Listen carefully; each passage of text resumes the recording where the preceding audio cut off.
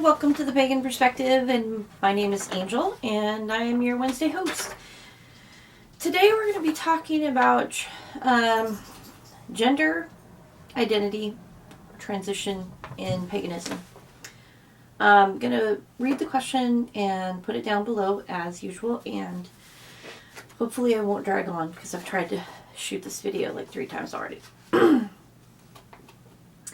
I have a great interest in paganism. It seems to attract me. My father is from Ireland, and I do share the beliefs in little people, leprechauns, and fairies, as many of my family has since all known memory, but I am no longer male. While I am not truly female, in my transition I have found solace with things. Can you address something along these lines? I feel there may not be a place for me.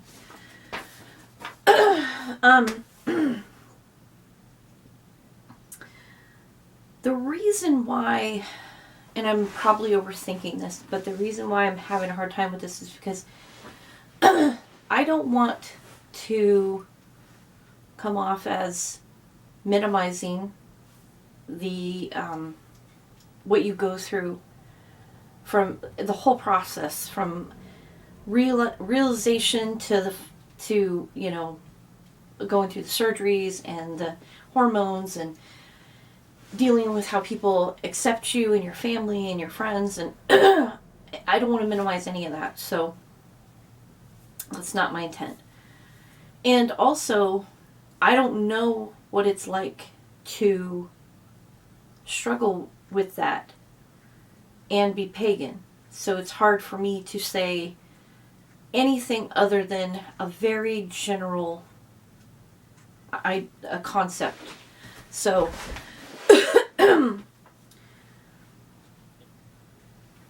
paganism is one of the most accepting paths out there. It just is. People can argue one way or another, but from what I've seen in my experience, I'm almost 44, so it's not like I haven't been around a while. This is one of the most accepting paths because people understand that in this life, the journey that you go on, whether it's spiritual or mundane, is it's your journey, and it is not for anybody to judge.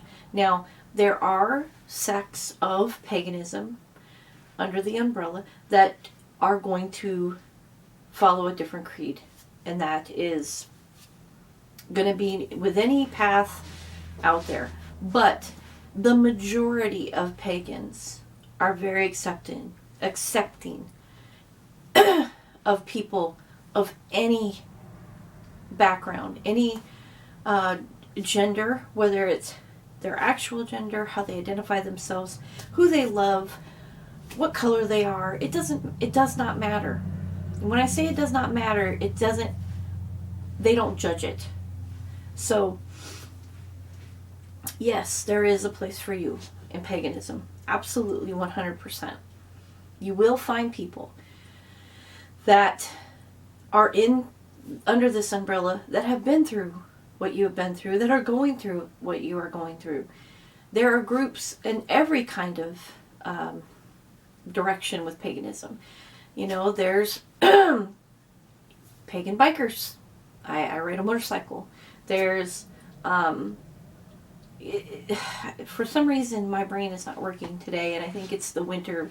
It goes into hibernation, but there's a lot of people and a lot of groups out there under the pagan umbrella, and they all have beautiful backgrounds and amazing stories, and they've been through this.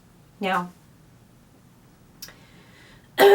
so that's the first thing I want to say. The second thing I want to say is how I feel about it is this. I don't care what color somebody is. I don't care who they love.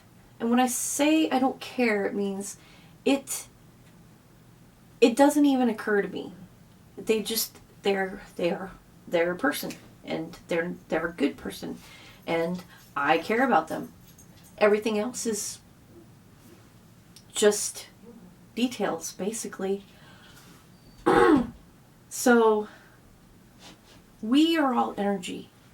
And in whatever form we are in this life, ultimately we're in this shell and we're still energy. Energy doesn't die, it just transforms. And in transitioning is transforming. So your energy is just transforming. That is how I've experienced paganism, and how my practices and the people I know, that is one of the fundamental beliefs about paganism, is that everything's energy. That's why we work with energy. That's why we work with our own energies. That's why we ground our energies. Everything's energy. So in paganism, it accepts people because it understands that you are energy on this journey to enlightenment. And however you choose to get there is the path you're taking. And people will help you with that path. So, when I read this, sorry. When I read this, I tend to overthink things. So I'm like, how am I going to answer this? I don't struggle with that. I have no idea how to even put myself in that place. I don't want to assume things, But what struck me was the last part of the last sentence. I feel there may not be a place for me. And that made me really sad. And the reason why it made me sad is because when I left the Christian church, before I found this path, I felt like that. And I felt very lost. There may not be a place for me. And so I resonate with that feeling, but there is a place, and this is the place. And yeah, so that's pretty much my opinion on that. I hope that helped, and if anybody has any questions or comments, please leave them down below, and as always, have a great rest of the week, and until next time, blessed be. Bye!